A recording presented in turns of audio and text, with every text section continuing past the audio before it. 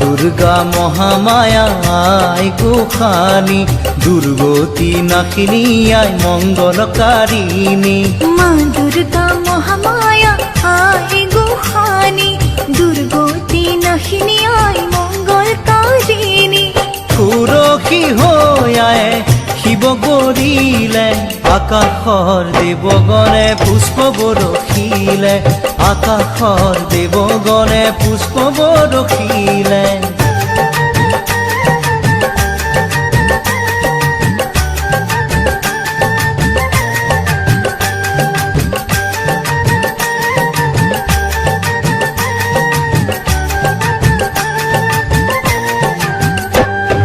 শৰৎকালৰ শুক্লা সন্ধিয়া পৰত